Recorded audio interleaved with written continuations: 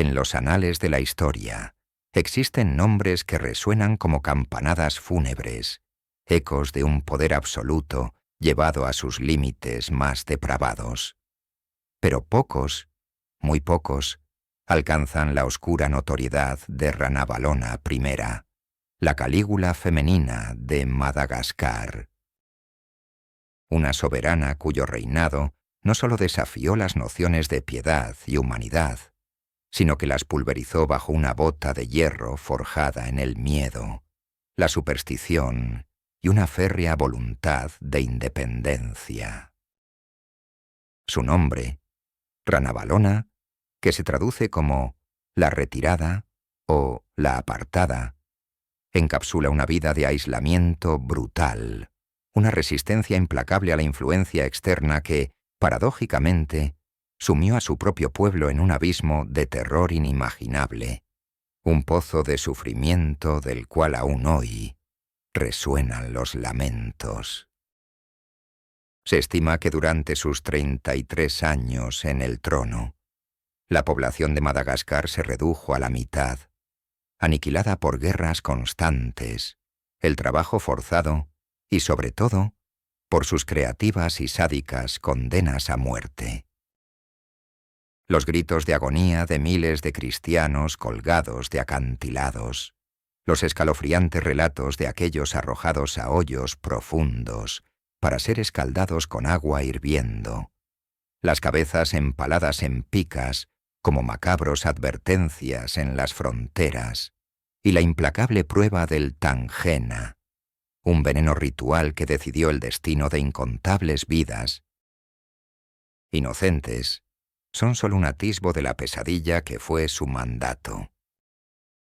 Era una monarca que, con una frialdad casi mecánica, sacrificaba a sus súbditos en el altar de una soberanía concebida como absoluta e incuestionable, una devoción al pasado que consumía el presente en un torbellino de sangre. Pero, ¿quién fue realmente esta mujer que vistió la corona de la crueldad? ¿Qué fuerzas moldearon a la joven Ramabo, una plebeya analfabeta, hasta convertirla en Ranavalona I, una figura tan vilipendiada por Occidente como venerada por algunos compatriotas por su defensa inquebrantable de la soberanía malgache? ¿Y cómo, después de sembrar el terror por décadas con una mano de hierro y una determinación implacable, encontró la muerte una reina cuyo ocaso parecía destinado a ser tan violento y teatral como su vida, o le estaba reservado un final inesperadamente tranquilo? Adentrémonos en el oscuro corazón de Imerina, el reino central de Madagascar, para desenterrar los últimos días de una de las monarcas más sanguinarias de la historia, una mujer cuyo final, aunque natural, fue solo el preludio de un nuevo tipo de caos y el eco persistente de su legado de sangre, un legado que aún hoy proyecta su larga sombra sobre la Isla Grande. En las vastas y exuberantes tierras de Madagascar, una isla bañada por las aguas del Océano Índico, donde la vida bulle con una diversidad sin igual y las creencias ancestrales se entrelazan con la rica flora y fauna, nació en algún momento entre 1778 y 1790, en la población de Ambatomanoina, una niña destinada a forjar uno de los reinados más brutales y controvertidos de la historia. Su nombre de nacimiento era Rabodoandrianampoinimerina, aunque en la corte sería conocida simplemente como Ramabo. Nacida de una familia de modestos orígenes, plebeya sin abolengo, en un sistema rígido de castas, su posición inicial contrastaba drásticamente con el poder despótico que un día empuñaría, una paradoja que solo la intriga y la casualidad del destino podrían explicar. Su linaje, como el de la mayoría de los Merina, llevaba la impronta de ancestrales colonizadores indonesios, una herencia que se manifestaba en la lengua y la cultura malgache, más emparentadas con el sudeste asiático que con el continente africano, una distinción cultural que sería fundamental en su visión del mundo. La Merina era la tribu dominante de las tierras altas centrales de Madagascar, una región de difícil orografía y recursos limitados que a finales del siglo XVIII había iniciado un ambicioso proceso de unificación.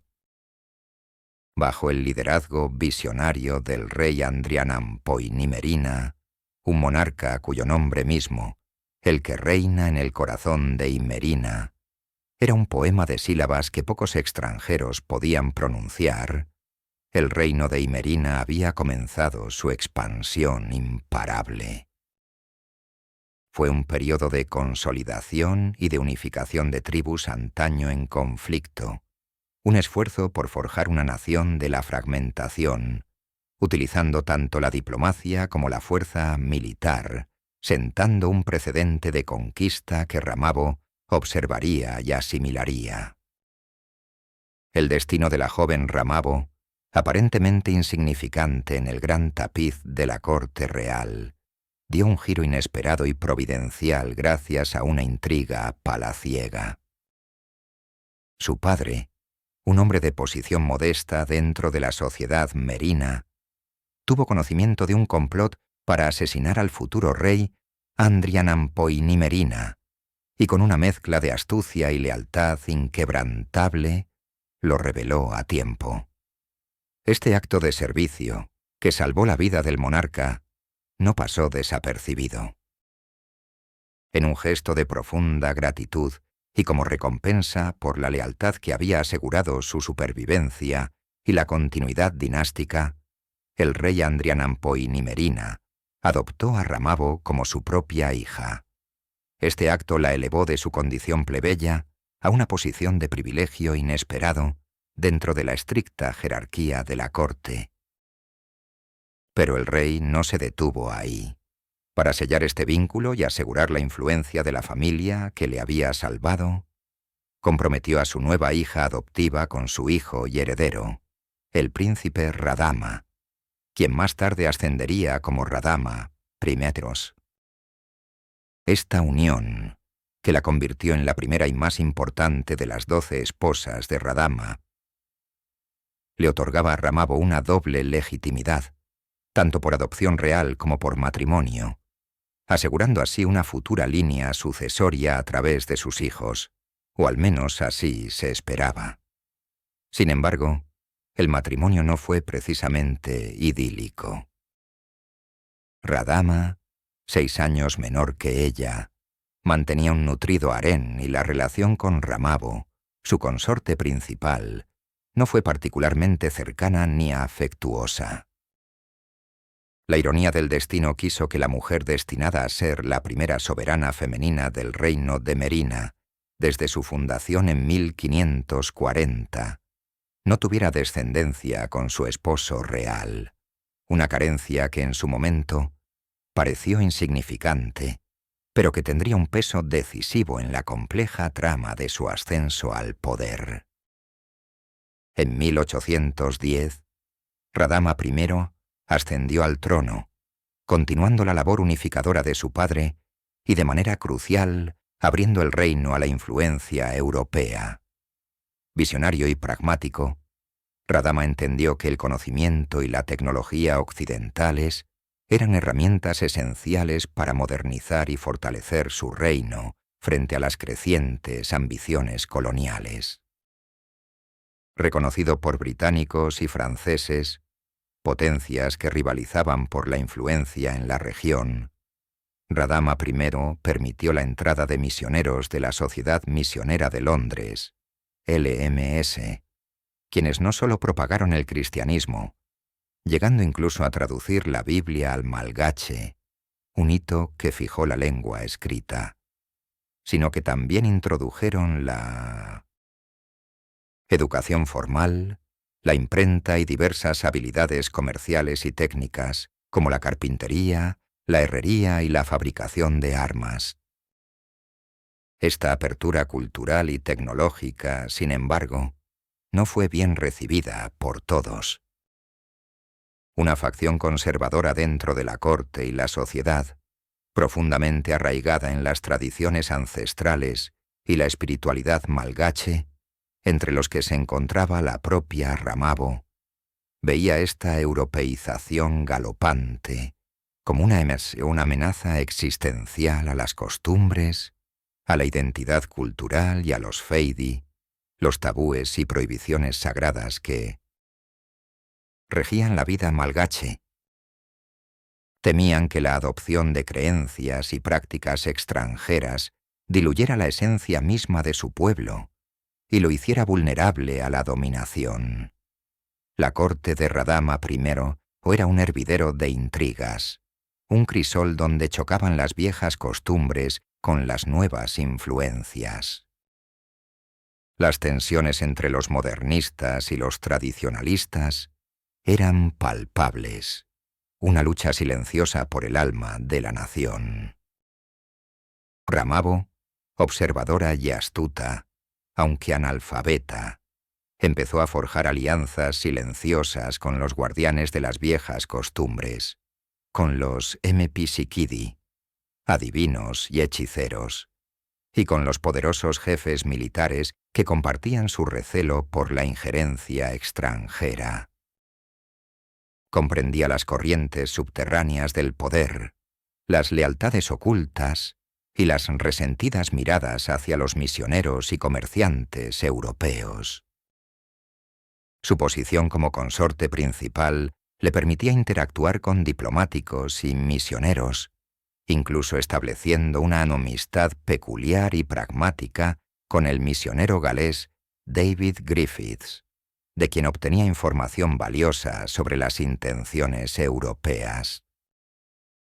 Sin embargo, su verdadera lealtad residía en la preservación inquebrantable de la cultura malgache y de las tradiciones de sus antepasados, convencida de que en ellas residía la verdadera fuerza y singularidad de su pueblo.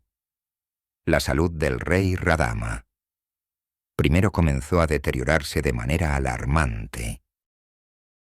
En 1828, tras 18 años de un mandato enérgico pero agotador, una afección desconocida, posiblemente sífilis contraída por su promiscuidad o cirrosis hepática agravada por el alcohol, lo atormentó con dolores y debilidad.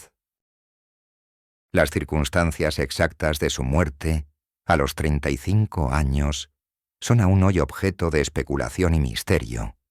Algunas fuentes, a menudo de origen europeo, sugieren que, desesperado por el dolor, se autolesionó fatalmente, cortándose la garganta en un acto de suicidio desesperado, mientras que otras, más oscuras y susurradas en los pasillos de la corte malgache, apuntan a un envenenamiento orquestado por la propia Ramabo y sus aliados conservadores.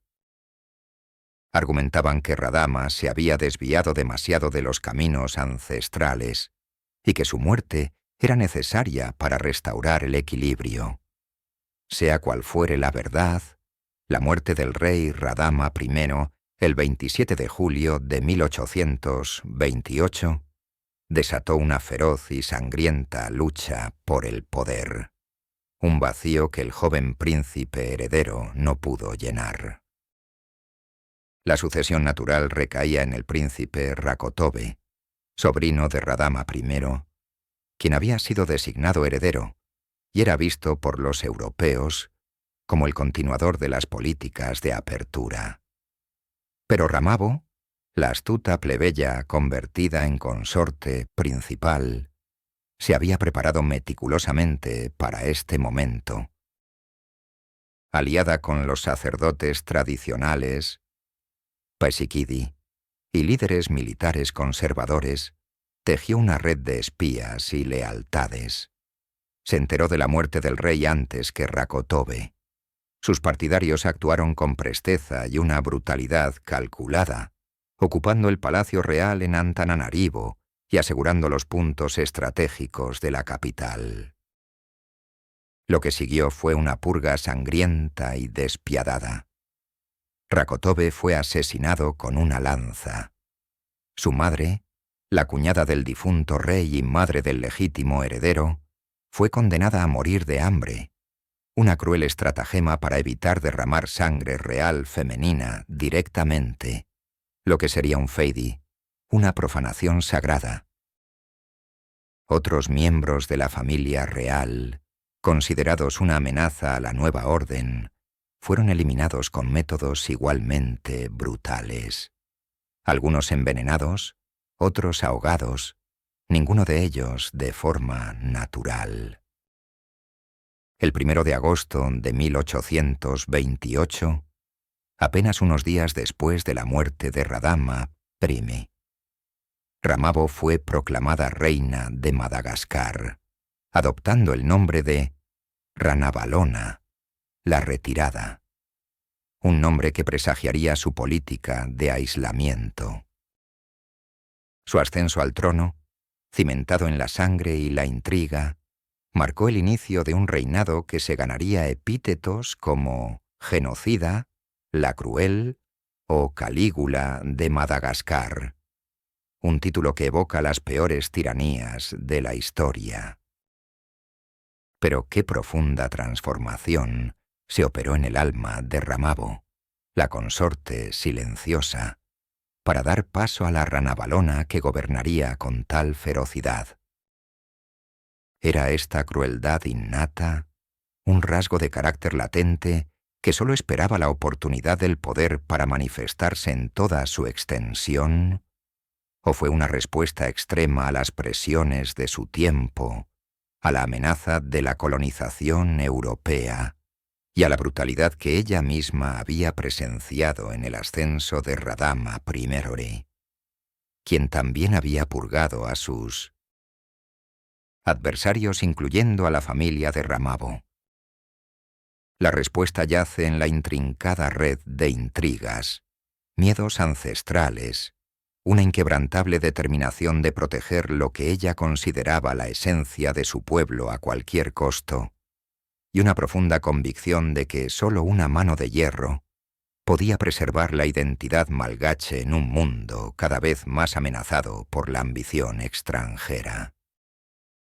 Con la corona firmemente asentada sobre su cabeza, una corona que había sido empapada en la sangre de sus predecesores y rivales, Ranavalona I no perdió tiempo en sentar las bases de su reinado, una era que sus súbditos pronto bautizarían con el ominoso nombre de Tani Maicina, los años de oscuridad.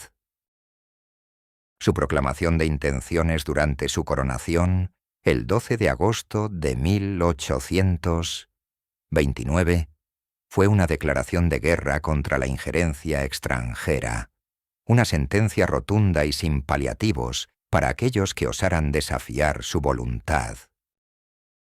Con una voz firme y una mirada inquebrantable, pronunció palabras que resonaron con la fuerza de un feidi. Gobernaré aquí, para la buena fortuna de mi pueblo y la gloria de mi nombre. No adoraré a otros dioses que a los de mis antepasados.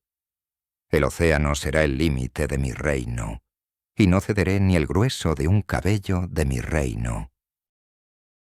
Esta visión de un Madagascar aislado y autosuficiente, purificado de la influencia europea y fiel a sus raíces, sería el pilar central de su política y la justificación de una represión sin precedentes, una crueldad que se extendería como una plaga por toda la isla.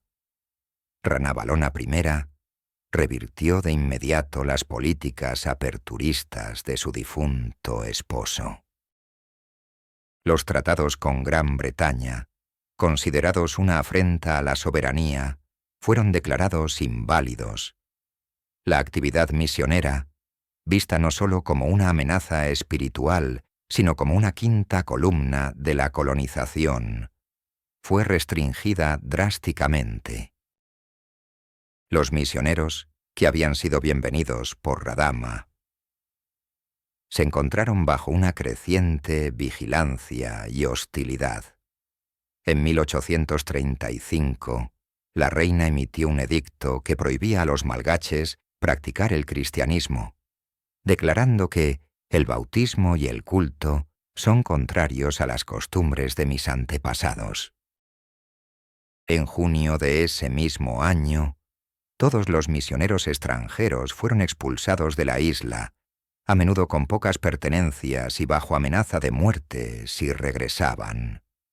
No obstante, la reina, con una peculiar mezcla de desconfianza profunda y pragmatismo astuto, no desdeñaba los avances tecnológicos europeos si estos servían a sus propios fines.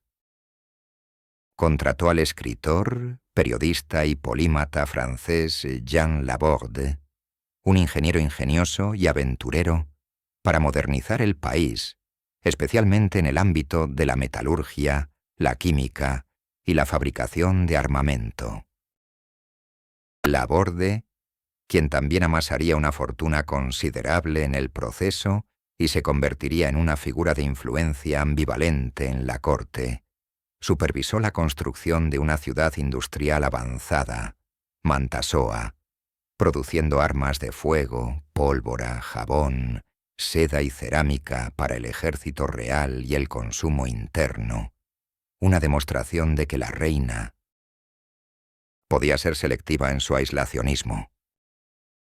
Esta dependencia tecnológica de un extranjero, sin embargo, era una cuerda floja, una concesión necesaria que la reina vigilaba con suspicacia constante, siempre consciente de la amenaza de la traición. La obsesión de Ranavalona por preservar las tradiciones malgaches y erradicar lo que consideraba la plaga del cristianismo se convirtió en una cruzada implacable, una purga religiosa que rivalizaría con las más sanguinarias de la historia. En 1837, la persecución de cristianos malgaches comenzó con una ferocidad que horrorizó a los pocos observadores extranjeros y que dejó una cicatriz indeleble en la memoria colectiva. Ras Alama, la primera mártir cristiana malgache, fue brutalmente ejecutada con una lanza, marcando el inicio de una ola de represión. Otros fueron colgados boca abajo sobre acantilados hasta que las cuerdas cedían, arrojados a hoyos profundos para ser escaldados con agua hirviendo, o sometidos a torturas inimaginables, como ser molidos en morteros o arrojados a cocodrilos. En 1849, un año considerado el más cruel, 1.900 personas fueron castigadas por su fe cristiana, y 18 de ellas fueron ejecutadas en un solo día en Ambatonacanga, arrojadas desde un acantilado o quemadas vivas. La persecución no cesaría hasta el final de su reinado, cobrándose un número inestimable de vidas y forzando a miles de creyentes a la clandestinidad y al martirio. Pero la más infame y generalizada de sus herramientas de control y terror fue la prueba del Tangena. Una tradición ancestral del siglo XVI, el Tangena, utilizaba las semillas altamente tóxicas del árbol Cerbera mangas, un veneno que contenía glucósidos cardíacos letales. Los acusados, que podían ser por cualquier cosa, desde robo hasta brujería o, sobre todo, la simple sospecha de cristianismo, eran obligados a ingerir el veneno junto con 3 trozos de piel de pollo. Si vomitaban los 3 trozos intactos, eran declarados inocentes, absueltos por la justicia divina. La muerte, o la incapacidad de regurgitar las 3 piezas, significaba una culpabilidad irrefutable, y la condena a una ejecución aún más cruel si la prueba no había sido mortal por sí misma. Aunque la tasa de mortalidad variaba drásticamente, desde el 20% para los más afortunados hasta el 50% en los casos más severos, e incluso el 75% si el ritual se llevaba a cabo de forma deshonesta por los Empiskidi. Se estima que entre 1828 y 1861, hasta 1861, 100.000 personas en Imerina, el 20% de la población de la capital, murieron como resultado directo de esta justicia divina, convirtiendo al Tangena en una de las mayores causas de mortandad en su reinado. La creencia en la infalibilidad de la prueba era tan arraigada que incluso los inocentes se sometían a ella con una fe inquebrantable, aceptando el veredicto de culpabilidad como un misterio divino. La prueba del Tangena no era solo un método de ejecución, era un pilar de su sistema judicial, una fuerza omnipresente que mantenía a la población en un estado de terror constante y aseguraba una obediencia absoluta, una lealtad forjada en el miedo a la muerte súbita y agónica. La paranoia de Ranavalona I, alimentada por las constantes amenazas externas de las potencias coloniales y las intrigas internas, se intensificó con los años, forjando una psique cada vez más aislada y desconfiada.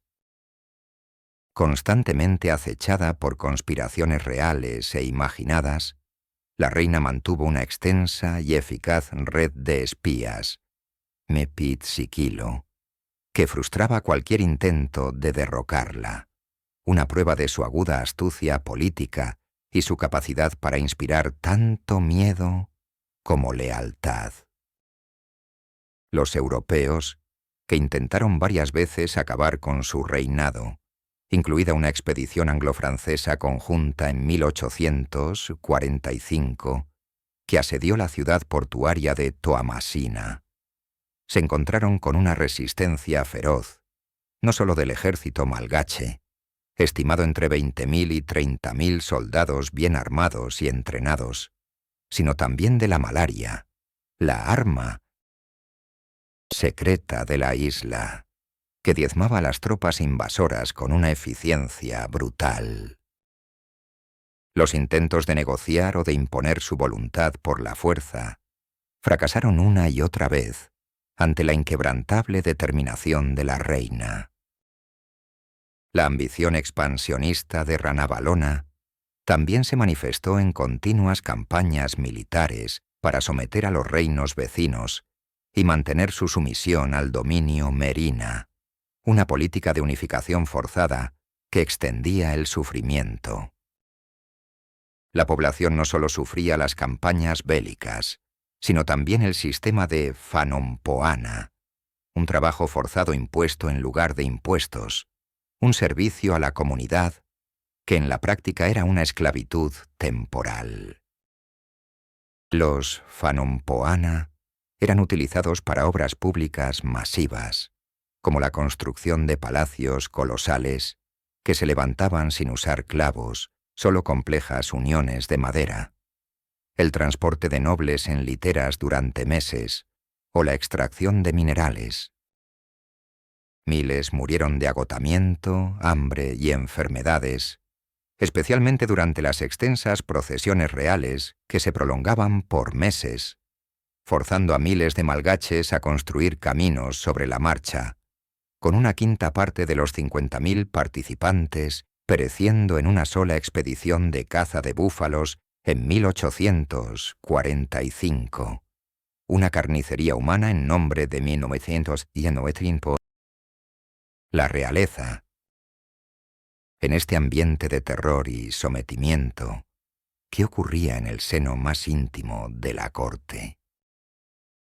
¿Cómo afectó esta espiral de violencia y aislamiento a la psique de la reina? ¿Y cómo, en las sombras de este régimen de sangre, germinó la semilla de la oposición en el corazón de su propio hijo, el príncipe Rakoto, quien, ajeno a la voluntad de su madre, ansiaba un futuro de apertura y libertad para Madagascar? Este conflicto entre la madre inflexible y el hijo con aspiraciones liberales, se convertiría en un drama que marcaría el ocaso de la reina y el destino de la nación. Una colisión inevitable entre dos visiones diametralmente opuestas del futuro. A medida que el reinado de Ranavalona I avanzaba inexorablemente hacia su tercera década, la sombra de su brutalidad se cernía más densamente sobre Madagascar.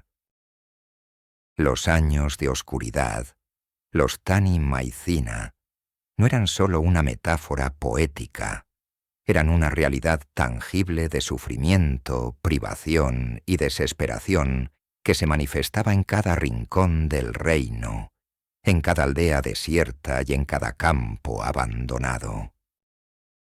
La población, ya diezmada por las guerras continuas, las epidemias recurrentes y las ejecuciones masivas que eran el pan de cada día, se encontraba al borde de la extenuación, al límite de su capacidad de resistencia.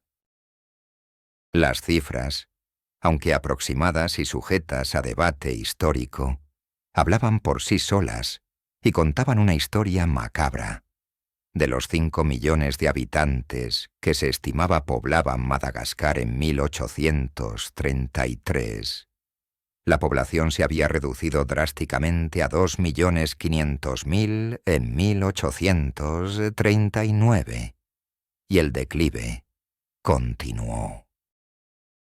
Solo en la región central de Merina, el corazón del reino, la población se contrajo de unos 750.000 habitantes al inicio de su reinado a apenas 130.000 entre 1800, 29.842. Estas no eran meras estadísticas frías, eran el rastro sangriento de una política que priorizaba la soberanía a cualquier costo humano. Una masacre silenciosa que vaciaba aldeas y llenaba fosas comunes, todo en nombre de la tradición y la independencia.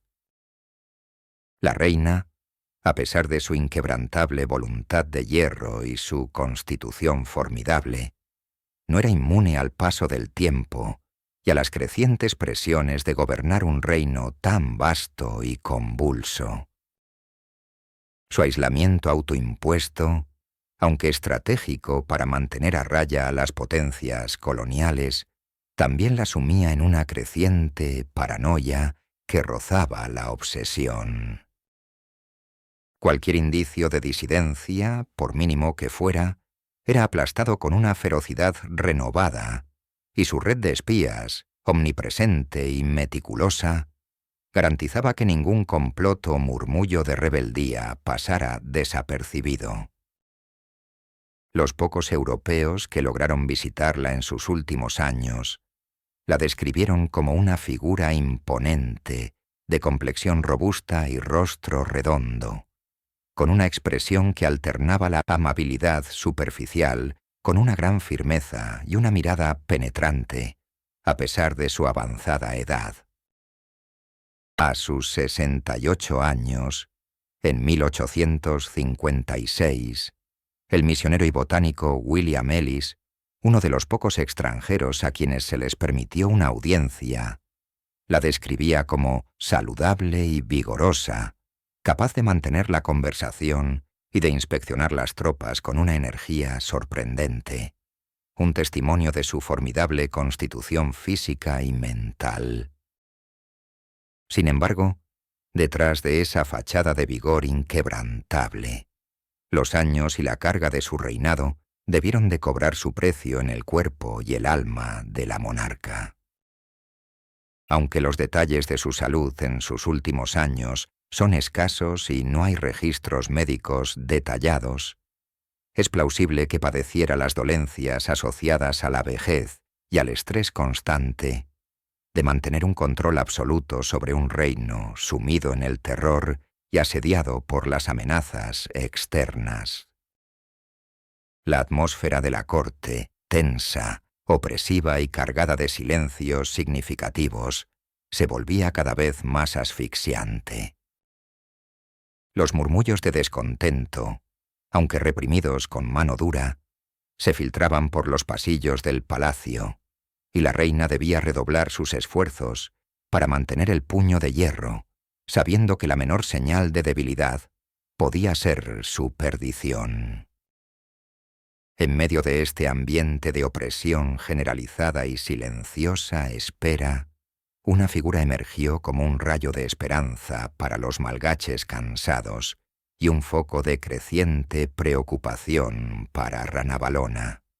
Su hijo, el príncipe Rakoto, el futuro Radama Kugndo. Nacido oficialmente como hijo póstumo de Radama I, a pesar de haber llegado al mundo más de 9 meses después de la muerte de su supuesto padre, se cree ampliamente que Rakoto fue en realidad hijo del amante de la reina y su primer consejero, Andriamijaja, quien sería ejecutado por Ranavalona en 1830. Esta paternidad ambigua, silenciada por la corte y un feidi que prohibía hablar de ello, añadía una capa de misterio y vulnerabilidad a su nacimiento. Rakoto creció en un mundo de represión, observando la crueldad de su madre y el sufrimiento de su pueblo, pero a diferencia de ella, se sentía profundamente inclinado hacia las ideas liberales, la cultura europea y la apertura al comercio y a la diplomacia. La relación entre madre e hijo era una compleja y tensa danza de amor, control y desconfianza.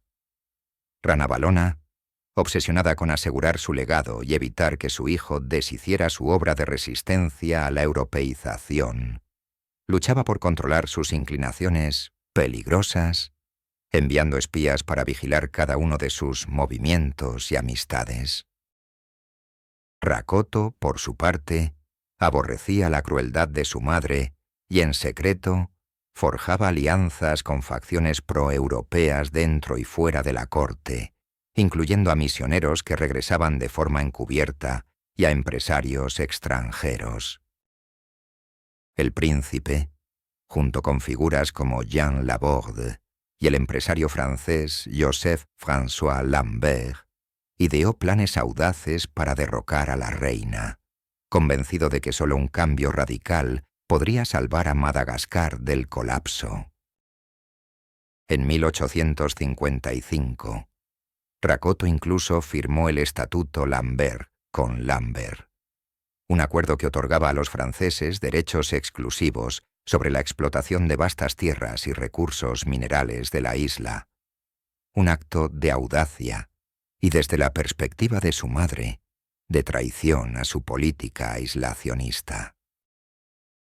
La autoría de esta carta fue incluso cuestionada por algunos historiadores, alegando que Laborde la escribió, ya que el príncipe no sabía francés, lo que añade otra capa de ambigüedad al complot. El complot, sin embargo, fue descubierto, frustrado por la eficaz y omnipresente red de espías de Ranavalona, que se extendía hasta los círculos más íntimos del príncipe. La reina, fiel a su estilo implacable, ordenó la ejecución de todos los participantes, con la notable excepción de su propio hijo y de Laborde. Rakoto, protegido por su condición de único heredero, y la superstición real que prohibía el derramamiento de sangre directa del monarca o de su linaje más cercano, fue perdonado, pero su libertad fue aún más limitada y su posición más precaria. Laborde, a pesar de su inestimable valía tecnológica para la reina, fue expulsado de la isla, su amistad con el príncipe considerada demasiado peligrosa. Este episodio marcó un punto de inflexión. La desesperación de Rakoto, al ver sus esfuerzos frustrados y la tiranía de su madre inquebrantable, debió de ser abrumadora, sumiéndolo en una profunda resignación. La reina, por su parte, se aferraba aún más a su política de mano dura, convencida de que su hijo era un títere ingenuo de las potencias extranjeras que buscaban socavar su reino y despojarlo de su identidad. El reloj biológico, sin embargo, seguía su marcha implacable. La salud de Ranavalona, aunque aparentemente robusta y desafiando los años, no podía desafiar la mortalidad indefinidamente. ¿Cómo sería el final de esta mujer que había sembrado tanto terror? ¿Permitiría la naturaleza o alguna fuerza oculta y ancestral un final pacífico a quien había negado la paz a tantos de sus súbditos?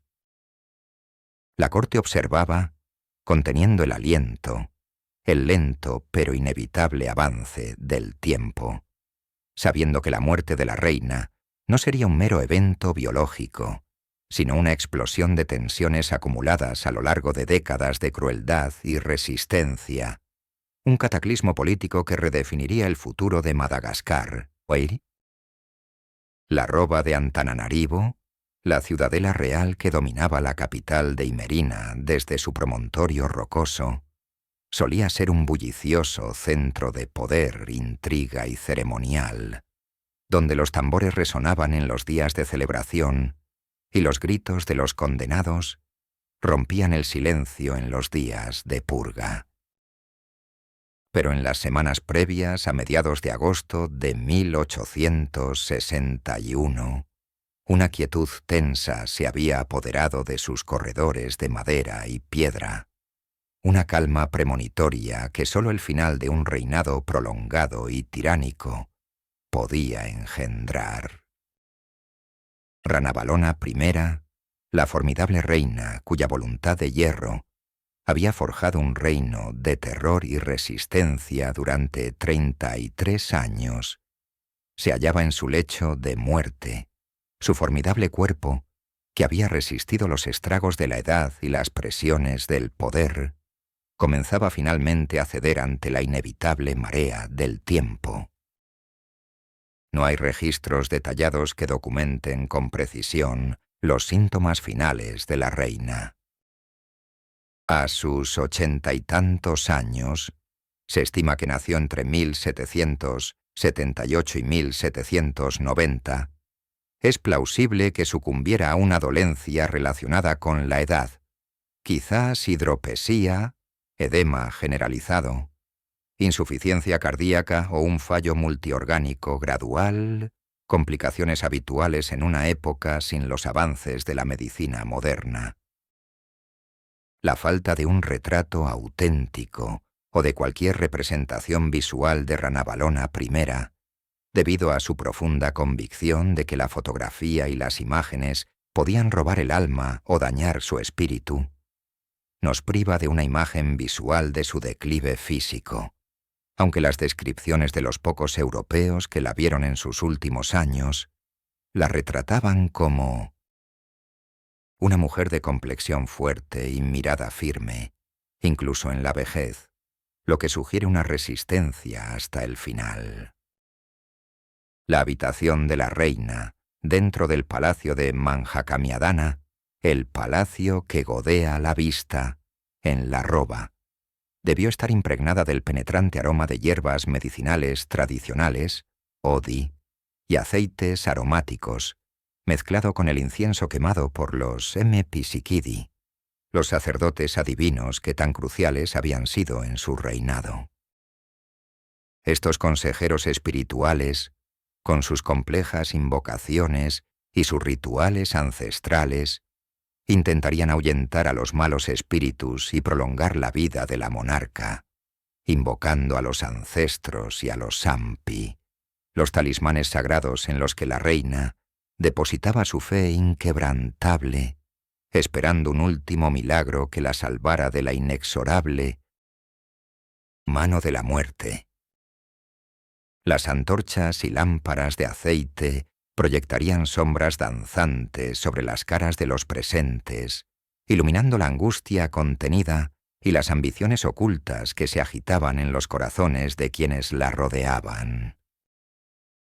En esas últimas 24 a 48 horas, la tensión debió ser palpable, un aire denso y opresivo que sólo la proximidad de la muerte real podía generar. El príncipe Rakoto, el heredero y su único hijo, que había soportado décadas de las políticas represivas de su madre y había conspirado secretamente contra ella, debió estar cerca, quizás en una sala adyacente, esperando noticias a cada instante. Su espera silenciosa, la promesa de una nueva era contenida en cada respiración agonizante de la moribunda reina, creaba una atmósfera cargada de anticipación y de un miedo apenas disimulado. A su alrededor, los consejeros más leales de Ranavalona, los baluartes del tradicionalismo que habían apuntalado su poder, figuras como su segundo esposo y primer ministro, el mariscal Rainiharo, quien había fallecido en 1852, siendo sucedido por su hijo, Rainijo-Hari, también primer ministro, observarían con una mezcla de lealtad inquebrantable, temor por el futuro de sus propias posiciones y una anticipación cautelosa por el inevitable cambio. El destino del reino pendía de un hilo tan delgado como la vida de la anciana soberana. ¿Hubo últimas palabras? ¿Una confesión de sus innumerables crueldades? ¿Un ruego por la absolución divina? ¿O quizás un último decreto de terror?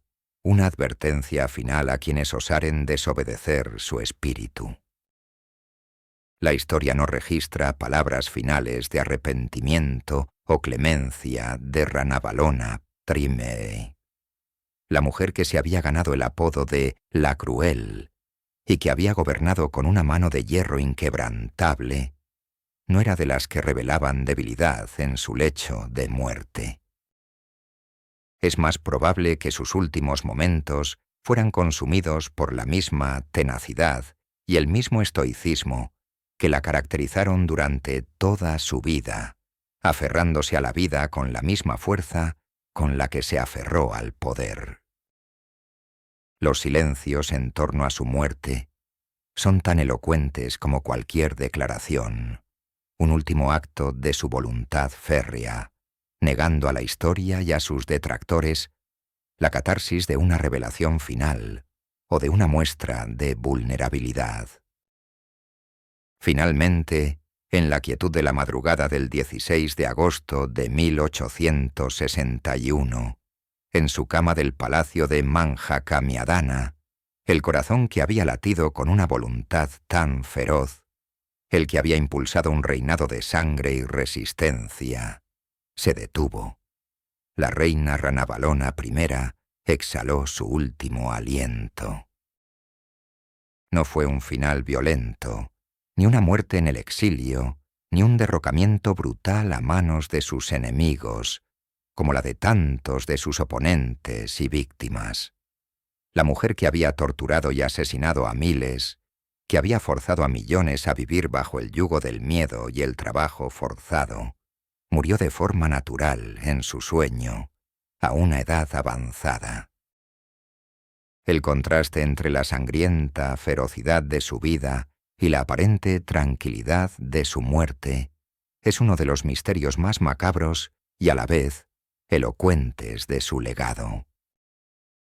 Fue un final que, aunque exento de derramamiento de sangre en su persona, no significó el cese de las muertes en su honor o en nombre de su recuerdo, ni el fin de la intriga política.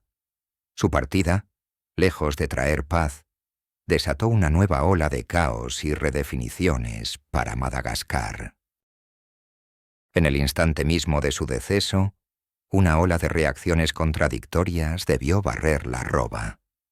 Un suspiro colectivo de alivio debió escapar de los labios de aquellos que anhelaban el cambio, especialmente los cristianos y los reformistas. Pero este alivio se entremezclaba con un escalofrío de incertidumbre y un miedo latente entre los tradicionalistas y los miembros de la corte que habían prosperado bajo su mano dura, quienes ahora se enfrentaban a un futuro incierto. La revelación de su muerte, aunque predecible por su avanzada edad, desató de inmediato el torbellino de la sucesión, un drama que había estado latente y contenida por décadas, esperando solo este momento para estallar. Las facciones proeuropeas y los conservadores se prepararon para la inevitable lucha que se avecinaba, una lucha por el alma misma de Madagascar. La noticia de la muerte de Ranavalona Priemia, ocurrida en la quietud de su sueño el 16 de agosto de 1861, no tardó en resonar por los corredores de la Roba, y desde allí, por todo el reino de Madagascar, propagándose como un rumor apenas audible al principio, para luego convertirse en un estruendo. El silencio del Manjacamiadana, el palacio donde exhaló su último aliento, pronto se rompió con los susurros de los cortesanos, las órdenes urgentes dadas en voz baja y el preludio de un luto que, en muchos corazones, se entremezclaba con un inmenso y secreto alivio. La reina, que había vivido y gobernado según sus propias y draconianas leyes, también sería honrada con un conjunto de rituales funerarios que reflejaban la grandiosidad y, en ocasiones, la macabra extravagancia de su reinado. El cuerpo de Ranavalona fue preparado para el último viaje con el máximo respeto y ceremonial. Para la soberana que había prohibido la fotografía y las representaciones visuales por temor a que robaran el alma y disminuyeran su poder, el cuidado de sus restos mortales sería de suma importancia. Su cuerpo fue depositado en un ataúd elaborado, según algunos relatos, hecho de piastras de plata, un símbolo de su inmensa riqueza y poder acumulado, aunque otras fuentes mencionan que era un ataúd de madera de palo de rosa. El destino final para sus restos sería la ciudad real de Amboimanga, la colina azul, un lugar sagrado y prohibido para los extranjeros, donde se encontraba la tumba de los reyes Merina, un santuario ancestral y corazón espiritual del reino.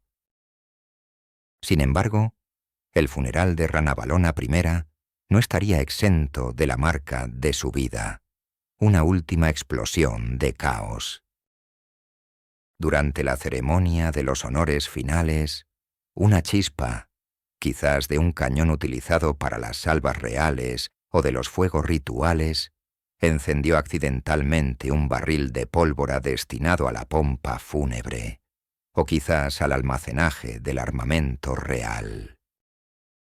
La explosión y el consiguiente incendio no solo causaron la muerte de varios asistentes, entre ellos miembros de la Guardia Real y algunos civiles curiosos, sino que también destruyeron 3 históricas residencias reales dentro del complejo de la Roba: Besakana, Mahitsi y Manjacamiadana, aunque este último fue reconstruido más tarde, añadiendo un último y trágico brote de violencia a su despedida terrenal, como si el espíritu de la reina se negara a partir en paz.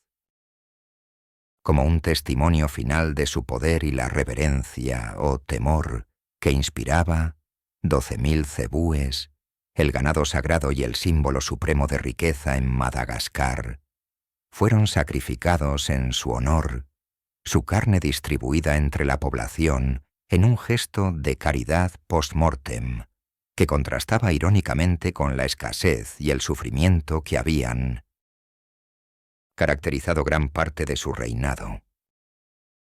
El periodo oficial de luto se extendió por 9 largos meses, una duración que subrayaba la magnitud de su figura y la profundidad de su impacto en la nación, un tiempo en el que la vida en el reino se ralentizaba en señal de respeto y reverencia. Las reacciones a la muerte de Ranavalona fueron tan variadas y complejas como la propia reina.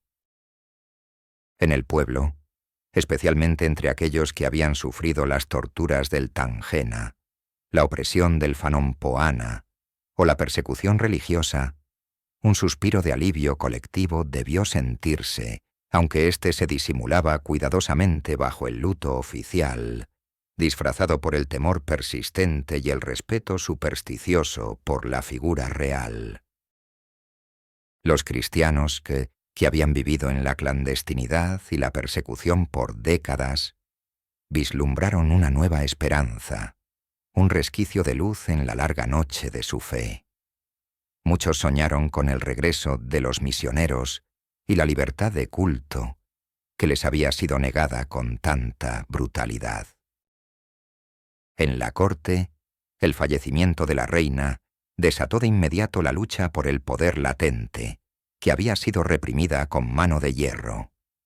El príncipe Rakoto, que ascendería al trono como Radama Iwumoso, ya había tomado precauciones para asegurar su sucesión, consciente de las intrigas que rodeaban el trono.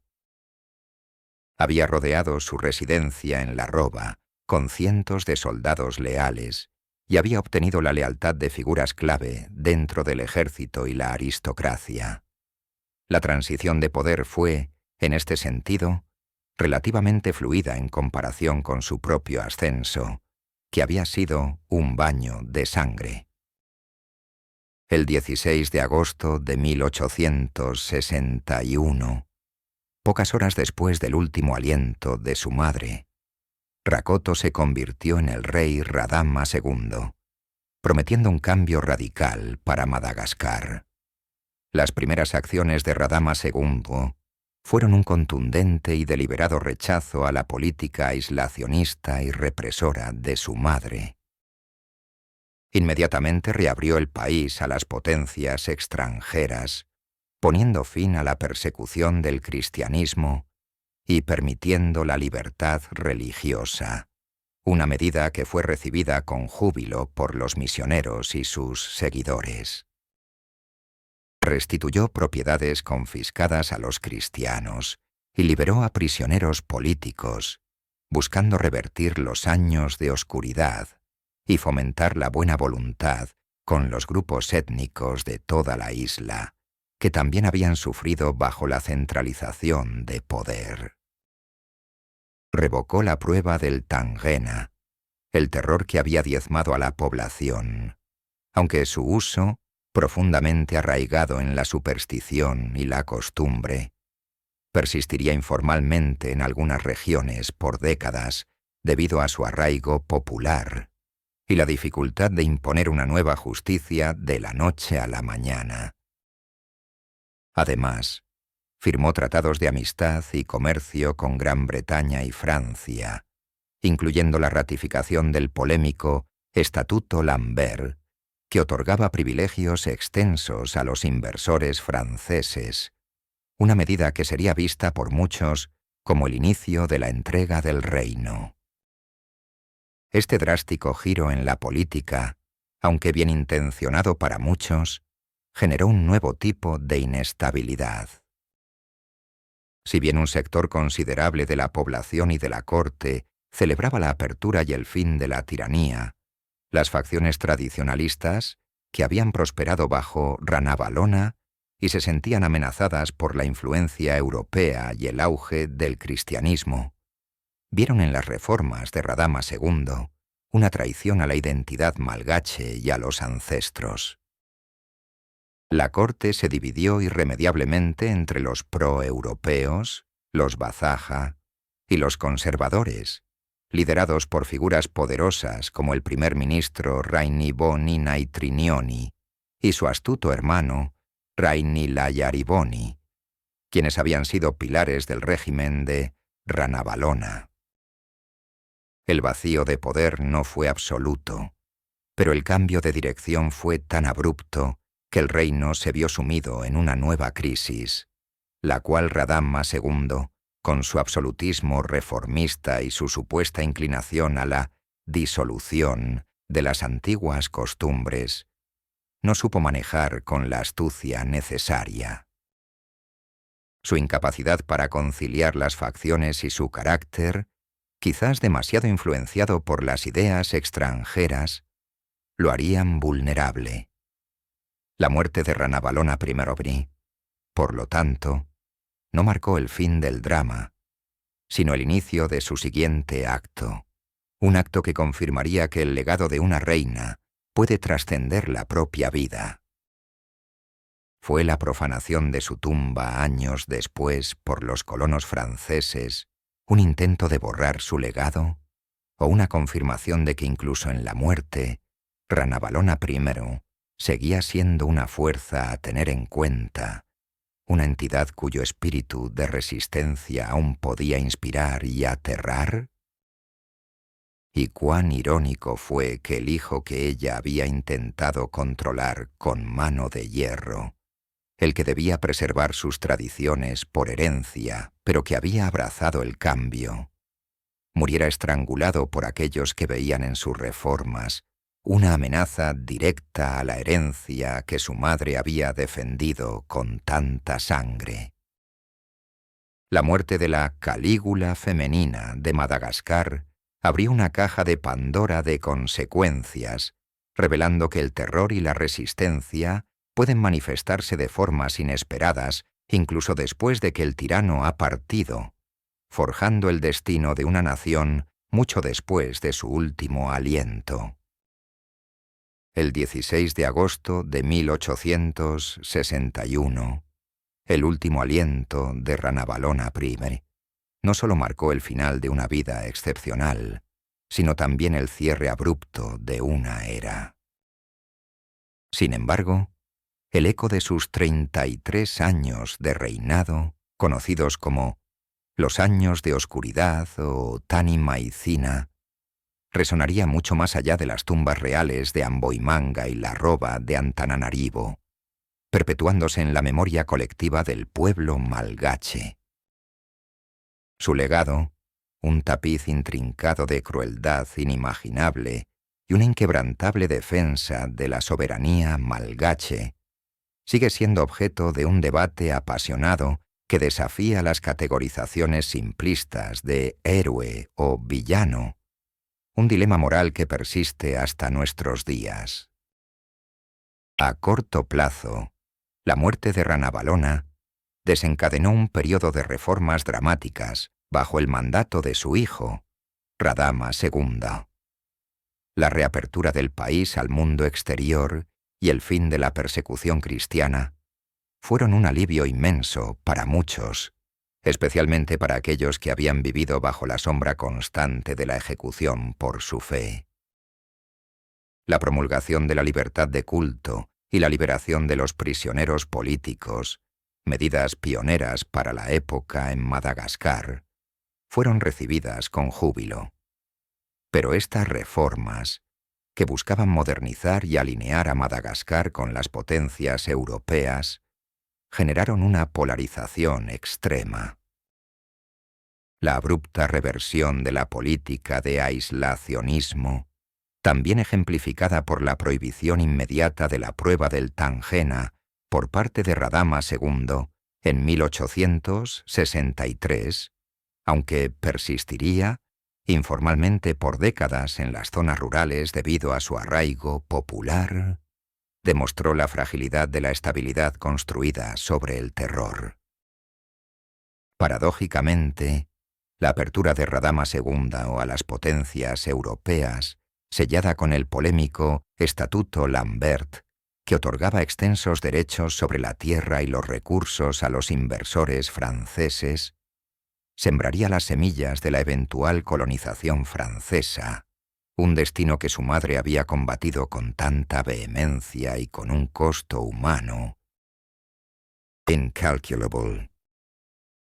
La visión de Ranavalona, de un Madagascar independiente a cualquier precio, comenzaba a desvanecerse en las manos de su propio hijo.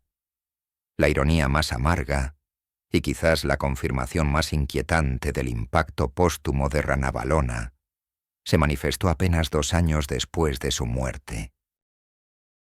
El 12 de mayo de 1863, Radama II, el rey reformista que había osado desafiar el legado de su madre con tanta audacia, fue asesinado por estrangulamiento en un golpe de estado orquestado por aristócratas y militares, opuestos a sus políticas proeuropeas y procristianas.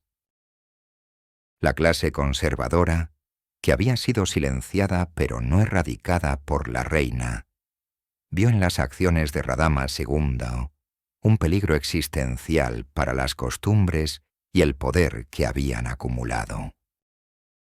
Fue una ejecución sin derramamiento de sangre real visible, pero no por ello menos brutal, un eco oscuro de las propias purgas de Ranavalona, y un testimonio de que las fuerzas conservadoras que ella había cultivado seguían siendo poderosas y letales. La sucesión recayó en la reina Rasogerina, la sobrina de Ranavalona, quien a su vez se casaría con Rainibonina Citrinioni y más tarde con su astuto hermano Raini Layariboni, los influyentes primeros ministros que dominarían la política malgache hasta la colonización francesa y que en gran medida buscarían un equilibrio entre las reformas y la preservación de una soberanía más matizada. La influencia de Ranavalona parecía trascender la tumba, sus políticas resurgiendo de las cenizas de su reinado. A largo plazo, el reinado de Ranavalona I se convirtió en un capítulo crucial y controvertido en la historia de Madagascar. Fue un baluarte formidable contra el avance colonial europeo en un siglo donde gran parte de África sucumbía inexorablemente a la dominación extranjera. Su brutalidad, vista desde una perspectiva nacionalista y de resistencia, fue el precio pagado por la independencia, una elección consciente de sacrificar vidas para preservar la nación. Es por ello que, a pesar de las innegables atrocidades y la cifra abrumadora de víctimas, Ranavalona es para algunos malgaches una figura compleja de resistencia, una heroína ambivalente y un símbolo de la soberanía nacional, una reina que exigió respeto por la cultura y la religión de su pueblo frente a los intentos de injerencia occidental. El hecho de que hoy en día una porción significativa de los malgaches, alrededor del 50%, mantengan las antiguas creencias animistas y la veneración a los ancestros que ella defendió con tanta vehemencia, es, para algunos, una prueba del éxito, aunque sangriento, de su misión. Sin embargo, para Occidente, y para muchos dentro de la propia Madagascar que sufrieron su tiranía, Ranavalona I es y seguirá siendo la Calígula femenina, la genocida, una tirana sanguinaria culpable directa o indirectamente de la muerte de un número masivo de personas. Las historias de sadismo, las torturas creativas y las ejecuciones masivas, incluyendo empalamientos, decapitaciones, el lanzamiento desde acantilados y el uso indiscriminado y letal del tangena, son innegables y aterradoras, y se narran con un escalofrío en la voz. Su reinado fue una contradicción brutal, una defensora acérrima de la cultura que aniquiló a la mitad de su propio pueblo para preservarla. Una reina que, aunque se negaba a ser fotografiada por temor a que le robaran el alma, no dudaba en despojar de ella a incontables súbditos.